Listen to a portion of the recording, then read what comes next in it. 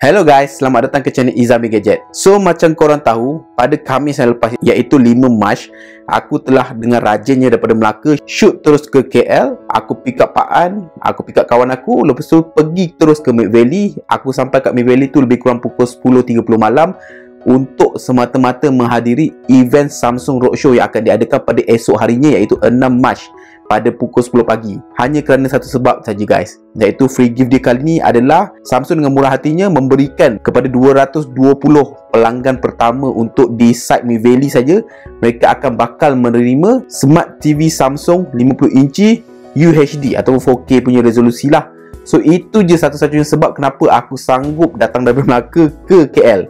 Sedangkan selama ni kalau anda kata nak pergi kedai makan pun, contohnya macam K-Fry tu, aku nampak ada queue dia 3 orang je, aku dah ajak kawan aku caw pergi kedai lain. Tapi untuk kali ni aku sanggup untuk beratur dan menunggu. Ini adalah pengalaman aku yang pertama untuk memberaturi event-event roadshow seperti inilah. Dan mungkin juga ini yang terakhir, atau mungkin ini adalah yang pertama untuk siri-siri seterusnya. Apa yang aku beli di event roadshow untuk Samsung Seri 20 kali ni? Ini dia guys. So, inilah dia Samsung S20 Ultra Roadshow Edition.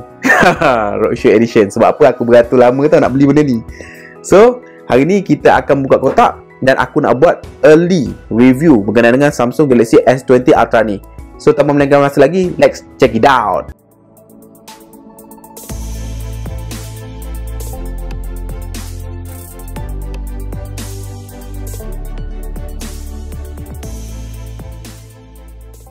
So, first jom kita tengok apa dalam kotak ni. So guys, inilah dia apa yang ada kat dalam kotak S20 Ultra 5G version Malaysia set ini. So, first, ia adalah standard je. Kita ada adapter pengecasan pantas 3 pin. Alright, ini adalah 25 watt Okay, kita tengok 25 watt. Alright, first. Second, kita ada earphone AKG lah macam biasa Samsung. Ni ada dia punya additional ear tips.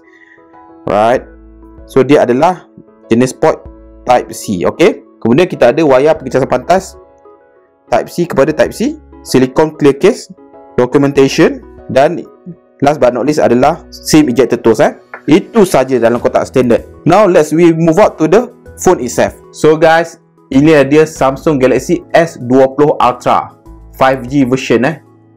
Alright, ini dengan warna cosmic ataupun cosmos grey. Tak silap aku lah sorry kalau salah, sebab macam-macam warna, macam-macam nama. Basically dia adalah warna kelabu lah, senang cakap. So jom kita buka plastik kat belakang ni. Alright, okay, ni design belakang dia. So jom kita turn on device ni. So basically aku dah set up device ni dan aku telah gunakan lebih kurang 3 hari. So nanti lepas kita go through punya spek, aku ingat aku nak bagi early review ataupun initial review berkenaan dengan Samsung Galaxy S20 Ultra ni. Okay, dah boot up, aku setting basuh sekejap. So first thing first, jom kita buat spek recap dulu apa-apa hal. So kali ni macam korang tahu, Samsung telah mencampakkan segala big numbers di dalam flagship S Series diorang kali ni. Antaranya adalah chipset pemprosesan Exynos 990 ataupun Snapdragon 865. Dia mempunyai 12GB RAM hingga ke 16GB RAM bergantung kepada pasaran masing-masing. Dia mempunyai 128GB storage sehingga 512GB storage UFS 3.0. Dia juga support untuk expandable memory up to 1TB. Dia mempunyai skrin bersaiz 6.9 inci jenis Dynamic AMOLED dan skrin tersebut support sehingga 120Hz refresh rate. Dia juga mempunyai 4 kamera belakang dengan salah satu lensa utamanya berkapasiti 108MP. Dia mempunyai periscope lensa dengan kapasiti 48MP dan support sehingga 100 kali zoom. Dan kamera-kamera tersebut support sehingga 8K video recording. Dan untuk kamera hadapan pula, dia mempunyai kamera berkapasiti 40MP. Seterusnya dia mempunyai bateri berkapasiti 5000 mAh dan ia support sehingga pengecasan pantas 45W. Dan dia juga mempunyai 5G connectivity. Di samping spek-spek dengan number-number yang besar tersebut, dia juga datang dengan tanda harga yang boleh dikatakan agak besar juga, iaitu RM4,099 untuk pasaran Malaysia. Yes guys, tambah lagi RM1, korang akan jadikan ia sebagai RM5,000. So cukup dengan dia punya all the big number, all the spec. Now aku dah guna peranti ni lebih kurang 3 hari. Hari ni aku nak bagi sedikit orang panggil early review ataupun initial review berkenaan dengan peranti S20 Ultra ni. So tanpa melengahkan masa lagi, let's roll it. First thing first adalah design. Okay, macam korang nampak, ini bagi aku adalah typical design Samsung lah. Mana-mana peranti Samsung, design dia lebih kurang. Korang akan kenal design dia. Depan dan belakang lebih kurang macam ni lah. Cuma makin lama, ada perubahan sikit demi sedikit akan dibuat. So, kali ni ia hadir dengan Corning Gorilla Glass 6 untuk belakang dan depan. Selain itu, dia mempunyai dua warna, iaitu warna hitam dan kelabu. So, bagi aku lah, dari segi saiz, bagi aku tidak terlampau besar. Walaupun saiz dia adalah 6.9 inci untuk skrin dia, tapi tidaklah terlampau kecil. Dia punya lebar tu dah dikuruskan, tetapi panjang ditinggikan lah. Itu biasa untuk Samsung punya peranti. Selain itu, apa yang berubah tentang design adalah kedudukan button. Kalau korang boleh nampak, sekarang volume rocker up and down ni telah diubahkan daripada sebelah sini ke sebelah sini. Sebelah sini dah clean tau. So, apa yang tak ada? Kat sini dah tak ada Bixby button. Alright. So, Bixby button sekarang boleh di-access dengan long press on off button ni. Dan of course, korang boleh ubahlah setting dia, sama ada korang nak long press ataupun double tap untuk activate Bixby ni lah. Macam aku tak guna Bixby ni, so kita skip. So far, design aku boleh katakan memang kita boleh recognize ia adalah Samsung, kecuali kamera bump kat belakang ni lah. Nanti kita akan cerita kat bab kamera, tentang kamera bump ni. Secara overall, bagi aku, walaupun dia adalah big size phone on the paper, tapi bagi aku still manageable lah. Macam korang nampak, tangan aku ni boleh dikatakan tangan yang gemuk, tapi bukan tangan yang besar. Ada orang lain yang tangan lebih panjang daripada aku. Ini adalah kategori tangan gemuk tapi tak berapa panjang. Tapi aku still lagi boleh grab satu hand dan bolehlah nak tap sebelah tangan tapi agak kekok. So itu untuk design. Seterusnya adalah display. Ini aku tak perlu kata apalah. Samsung betul-betul nail it kali ni. Skrin yang besar, cantik dan pantas. Kecerahan skrin yang bagi aku agak tinggi. Okey, kita cuba tengok dia punya maximum brightness. Alright. So ini adalah maximum brightness dan dia agak tinggi dia punya nits ni lah. Ada punch hole kecil untuk selfie kat atas ni. Dan kalau korang boleh nampak, dia punya bezel sangat-sangat nipis bawah dan atas. Dan agak sekata lah, maknanya bawah dan atas tu sama dia punya size bezel dia. Berbanding dengan model-model sebelum ni, kadang-kadang bawah tebal sikit, atas nipis sikit kan. Jadi agak tak sekata. So kali ni kita boleh katakan dia agak symmetrical. Gitu symmetrical. Dan yang paling penting, ia tidak selengkung mana kau boleh tengok. Skrin kali ni tidak selengkung mana, tidak se-curve manalah dalam bahasa Inggeris dia. Kau boleh nampak. Sebelum ni, Samsung device dia punya lengkung dia agak lebih lah. Sekarang ni boleh aku katakan ini hampir-hampir flat screen. Apa aku boleh katakan, aku amat mengalu-alukan flat screen untuk Samsung punya flagship. Dan guys, 120Hz tu memang sedap, lazat, lemak berkrim. Aku boleh cakap itu je. Segala-galanya yang aku gunakan telefon ni kelihatan agak pantas dan sangat pantas lah. Bukan agak pantas lah, memang sangat pantas.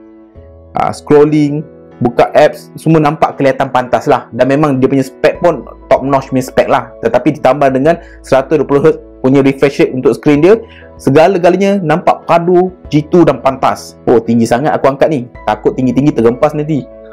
Cumanya walaupun dia mempunyai support sehingga 120Hz, kita tengok kat setting tetapi 120Hz ni support untuk full HD punya resolution saja. Jikalau korang nak gunakan quad HD punya resolution, korang kena tukar kepada 60Hz. Dan setakat ini tiada option untuk 90Hz. Dia hanya ada the maximum and the lowest. Selain itu, apa aku boleh katakan, ia adalah sebuah lagi panel skrin yang cantik daripada Samsung.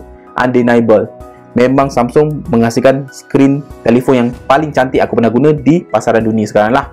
So itu untuk skrin. Seterusnya adalah untuk audio. Macam biasa, audio untuk Samsung flagship dia hadir dengan stereo audio. Satu dekat earpiece ni, kalau kau boleh nampak, dia ada earpiece halus je. Satu lagi dekat bawah ni lah.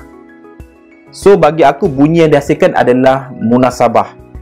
Maksud aku munasabah adalah dia tidak terlampau kuat. Dia bukan the loudest one, tetapi dia bukanlah below average. Dia cun-cun calibo je orang cakap. Dia sedap-sedap dengar. Okay, jom kita test dia punya audio dia. Okay, ini adalah non copyright music lah kat YouTube. 1, 2, 3.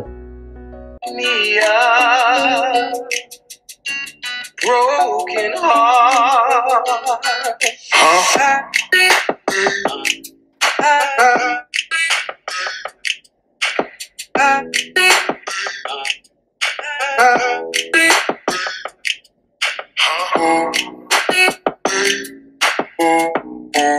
So bagi aku bunyi dia sedap. So now kita bercakap dan berbicara tentang bateri.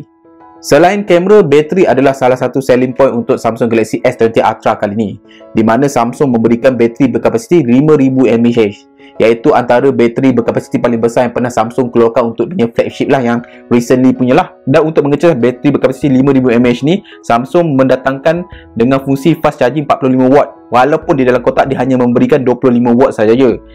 Dan dia juga support untuk 15W pengecasan pantas secara nirwaya Dan juga dia support untuk 10 watt reverse wireless charging. Maknanya kat belakang ni kau boleh charge lah iPod ke, AirPod ke, ataupun phone lain. Tapi kapasiti dia hanyalah 9 ke 10 watt sajalah reverse wireless charging dia. So far, pendapat aku, so far sepanjang penggunaan aku selama 3 hari ni dengan menggunakan maximum setting 120Hz punya screen, aku boleh katakan memang dia punya battery drain tu agak noticeable. Aku boleh dapat lebih kurang lah SOT dia. Aku tunjuklah SOT dia. So ini SOT aku dapatkan tadilah. Kalau kau menampak SOT ni, bateri aku tinggal 1%. So screen on time aku berjaya dapatkan 4 jam 34 minit saja. Dengan penggunaan aku rasa paling banyak aku guna map 1 jam lebih, Facebook, WhatsApp. Itu je lah. Aku tak main game lagi kat phone ni. Aku hanya berjaya mendapatkan 4 jam 34 minit sahaja sepanjang penggunaan aku daripada 100% kepada 1%. Tetapi aku tak tahu nak kata apa. Sebab apa, ada teman-teman ataupun rakan-rakan aku memberi pendapat bahawa perlu memberikan sekurang-kurangnya 5 hari untuk dia punya learning curve lah. Sebab apa, Android kan dia ada learning pattern dan dia akan belajar cara penggunaan kita untuk dia optimiskan kita punya penggunaan power ataupun power consumption pada peranti dia. So nanti aku akan berikan masa sampai 5-6 hari. Nanti aku akan beri update lagi lah sama ada bateri dia ada improve ataupun masih berada di takut yang sama. So now last but not least, we talk about the camera. Speaking sikit So kau boleh nampak kamera bump dia gedabak tu. Okay, kau tengok. Dia ada double bump tau. Teringat aku masa mula iPhone keluarkan kotak punya design ni, orang semua gelak kan. Sekali keluar, bukan kotak sampai sini, sini dia tambah. So macam korang tahu, kamera belakang ni support hingga 108 megapiksel untuk main sensor dia. Dia juga support untuk 48 megapiksel untuk telefoto. Dan telefoto tu support sehingga 100 kali space zoom kalau kau boleh nampak.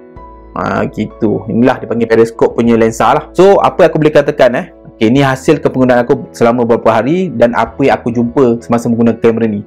First thing first, masa night mode. Okay, so untuk mode night mode, apa korang perlu tahu bahawa untuk zoom, dia hanya boleh digunakan sehingga 10 kali zoom saja ketika night mode punya mode. Dan untuk night mode, ultra wide boleh guna. Tetapi 108 megapiksel punya sensor tak boleh guna untuk night mode. Manakala untuk video pula, untuk rakaman bersaiz 4K dan ke bawah, kita boleh gunakan zoom dia sehingga 20 kali. Dan kita boleh gunakan juga ultra wide punya lensa lah. Tetapi untuk 8K punya recording, tak boleh guna zoom, tak boleh guna ultra wide. Dan 8K punya recording ni dia hanya cap sehingga 24 fps sahaja. So jom kita tengok dia punya camera interface lah. Alright. So camera interface, kau boleh tahulah, kau boleh nampak daripada Samsung punya sebelum ni macam ni lah rupa dia kot. Okay, tak ada apa yang beza lah. Basically Samsung punya camera interface tak lebih kurang sama lah. Okay, so apa yang aku boleh katakan, verdict aku lah untuk kamera dia, overall dalam good lighting, dia adalah sebuah kamera yang capable. 108 megapiksel tu aku boleh katakan sharp gila lah dia punya gambar. Korang boleh zoom dan crop beberapa kali dan still boleh maintain the details. Cumanya, mesti ada cuma dan korang mesti terima pendapat aku ni. First, kamera autofocus dia aku tak tahu. Dia punya autofocus agak struggle. Banyak kali bila aku ambil gambar secara santai, dia akan out of focus. Means that bila kau nak ambil gambar, kau kena tap the subject untuk pastikan dia fokus. Not all the time, tapi most of the time jadi macam tu. Seterusnya, night mode zoom ataupun ultra wide punya night mode, dia punya shutter adalah sekitar 8 saat, agak lama. Manakala night mode biasa, iaitu bukan zoom, bukan ultra wide, dengan kamera sensor yang biasa, dia boleh sehingga 4 second. Seterusnya, dia punya night mode punya processing aku boleh katakan agak perlahan. Korang akan nampak tau, dia loading sebelum gambar tu jadi sharp. Dah lah dia punya gambar tu ambil 4 second hingga 8 second dia punya shutter. Lepas dah shutter tu, dia punya processing tu kau boleh notice lah dia agak perlahan. Gambar mudah blur lah. Bila dia out of focus, gambar mudah blur. Kamera viewfinder tak sama dengan hasil. Maksudnya apa? Okay, maksudnya macam ni. Okay, contoh, aku ambil gambar macam ni kan. Okay, nampak macam terang. Tapi bila dah snap, hasil gambar tu tak sama dengan apa yang kau nampak kat sini. Benda ni selalu terjadi bila aku gunakan selfie kamera. Di mana bila aku selfie kamera, belakang ada cahaya sedikit, dia akan jadi overblown, overexposed kat belakang, kat dalam viewfinder ni. Tetapi bila gambar tu dah snap, dia dah proses gambar tu jadi cantik. Itu satu benda yang sukar sikit lah. Sebab kebanyakan kamera, contoh macam guna iPhone, apa yang terpapar dekat sini dengan apa yang dikeluarkan hasilnya adalah sama. Jadi mudah untuk kita decide sama ada gambar tu jadi atau tidak, ataupun perlukan penalaan apa-apa brightness semasa kita ambil gambar. Tetapi untuk Samsung punya interface ni ataupun punya viewfinder ni, dia lain dengan hasil yang kita ambil. Dari segi zoom, aku boleh katakan sebab apa zoom adalah salah satu selling point dia sampai ke 100x zoom ni, apa aku boleh katakan, dia punya gambar yang boleh guna tu sampai up to 30 ke 40 kali zoom sajalah. more than that, dia dah mula tak detail, tak sharp. Tapi yet still 100 kali zoom tu adalah satu features yang menarik untuk dimainkan lah.